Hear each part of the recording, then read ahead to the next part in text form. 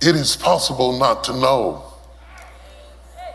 who you are, who you really are at your core, at your essence, what you were created to be, what your potentials are, what you can reach, what you can become, what you can withstand, what you can endure, how tough you really are, how strong you really are, how tenacious you really are. So TD Jakes just delivered one of his most powerful messages about identity crisis in modern life. He's tackling why millions of people live as strangers to their own potential. This isn't just motivation. It's psychological truth wrapped in biblical wisdom. Let's break this down. It is possible not to know it because your feelings don't always validate your reality. You can feel like collapsing and still be fighting. You can feel like the victim and be the victor. You can feel limited and still haven't exhausted all that's inside of you. You cannot define yourself by how you feel. Your feelings cannot be trusted. This aligns perfectly with cognitive behavioral therapy research. Emotional reasoning, believing feelings equal facts, is one of the most destructive thinking patterns psychologists identify. When we mistake temporary emotions for permanent reality, we abandon our actual capabilities and settle for false limitations. The message is called, I didn't know I was me. That title hits at something universal. Most people spend decades performing a version of themselves they think others want to see. They become so skilled at the performance that they lose touch with who they actually are underneath all the masks. Gideon was shocked to find out, watch this, that he was the guy he'd been praying, asking God to send.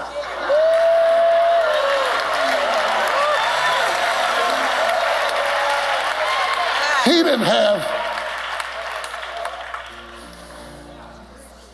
didn't know that he was the people he'd been waiting on. The Gideon parallel is brilliant here. In Judges 6, Gideon's literally hiding in a wine press when the angel calls him a mighty warrior. Most people today are hiding from their calling while praying for someone else to come fix their situation, never realizing they are the answer. He didn't know that he was trying to get other people to love him because he didn't love himself. Let me bring it down to reachable goals. He didn't know that he was trying to find in other people what God had placed inside of him. This is textbook codependency psychology. When we don't develop a secure sense of self, we unconsciously try to extract from others what we should be cultivating internally: validation, worth, purpose. It creates exhausting relationship dynamics where we're constantly seeking external confirmation. Before God formed you in your mother's belly, He knew you. Out of the millions of sperm cells your father shot into your mother, before you ever read a Bible, one cell outswam them all. The statistics are staggering. Roughly 300 million sperm cells compete for one egg, making your existence a 1 in 300 million biological lottery win. Before you factor in the odds of your parents meeting, their parents meeting, you're literally a statistical impossibility walking around. But it's services like this where God calls you. And He makes you know things about yourself that you didn't know. This message is a confirmation. Psychologists call these breakthrough moments, insight experiences, sudden shifts where unconscious patterns become conscious. They're often triggered by crisis or challenge that forces us to see ourselves differently. These moments can literally rewire how we understand our capabilities. Most of the people who wrote about me had never met me, and they wrote about a person that I didn't even understand. They wrote about how they would feel if they were me. I didn't feel like that because I didn't know I was me.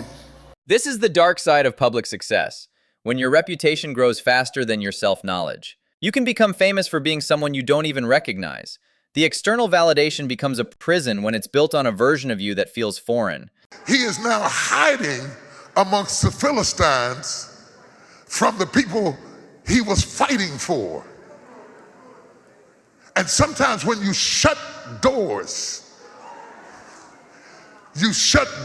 prematurely because you don't understand how the branch will break and the situation will change, and you'll find yourself on the opposite side. And David has had to hide amongst the Philistines, feigning himself to be mad, finally ending up with 600 men and their families in Ziklag. And he is in Ziklag because he is too much an Israelite to fit in with the Philistines. But he's been with the Philistines so long that he can't go back to the Israelites. And sometimes you have to create your own camp. Anthropologists call this liminality, being between worlds, fitting nowhere completely. It's actually a sign of growth and evolution.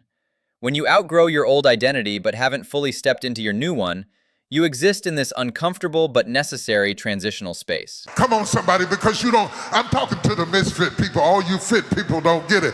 But to the misfit people, I want to talk to the people that you're not quite this and you're not quite that and you're not quite here and you're not quite there and you can't really explain where you're at. Sometimes you got to create your own camp. And David is in Ziklag with 600 men fighting for them and their families and their children and their goats and their cattle and their oxen. And they have just come back from a mission. And when you come back from a mission, sometimes you come back weary and tired. The misfit experience is actually a privilege. It means you're expanding beyond conventional categories. Misfits often become innovators because they can't squeeze into existing boxes. The discomfort of not fitting is growing pains toward becoming something entirely new. How many people have gone from battle to battle to battle to battle to battle? And I don't care how strong you are, and I don't care how anointed you are, and I don't care how gifted you are, and I don't care how talented you are. When you come back from a battle, you are tired. And it's called battle fatigue. Some of you have not been diagnosed yet. You are numb because you have been in so many battles that you have battle fatigue, and you're trying to find a place to just to perch on. Battle fatigue in civilian life is cumulative stress disorder. When you fought through divorce, job loss, health scares, family drama back to back, your nervous system stays in survival mode. You're not weak. You're experiencing a normal response to abnormal levels of sustained pressure. And when he gets back to the camp, having survived being in Israel, having survived being with the Philistines, when he gets back to the camp, he runs into the fact that while they were gone, the Amalekites have come in and have abducted all the women and the children and burned the camp. And they're devastated. And sometimes you just got to admit, I'm devastated. There's profound strength in honest devastation. Psychological research shows that people who can accurately name their pain recover faster than those who minimize or deny it. Admitting, I'm devastated, isn't defeat. It's the first step toward authentic healing and rebuilding. And the Bible says that David encouraged himself in the Lord. And we often preach this kind of stuff, but we don't tell people how to encourage yourself in the Lord, because we're so used to needing the whole 600 behind us in order to get encouragement, that when that branch breaks or that relationship changes or that voice ceases to be in your ear, you don't know that you've got the power inside of yourself to encourage yourself. This is the difference between healthy interdependence and emotional codependency.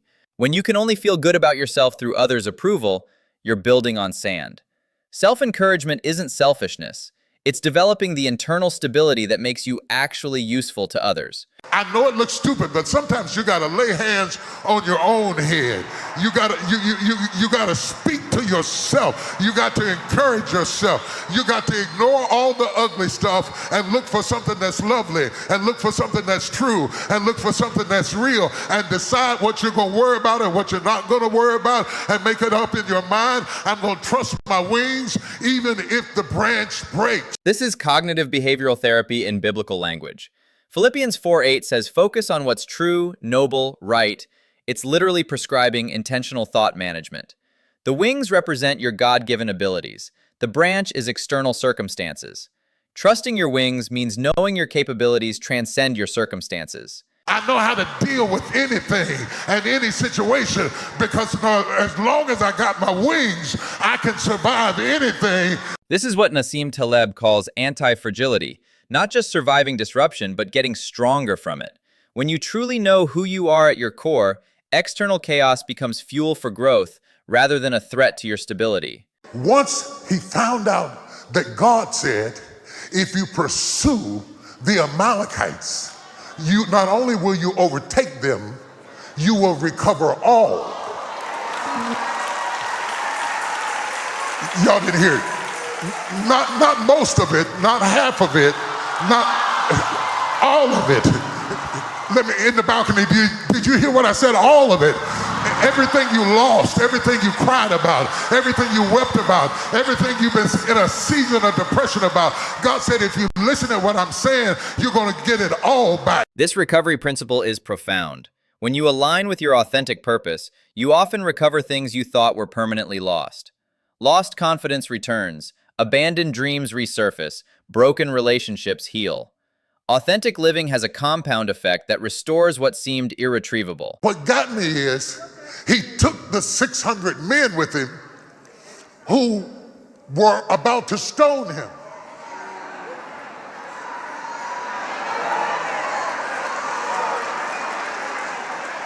In other words, he didn't get in his feelings.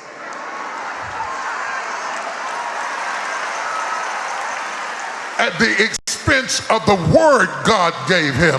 This is emotional maturity at its peak, separating personal feelings from strategic obedience. David could have spent energy nursing hurt feelings, but he chose to focus on the mission.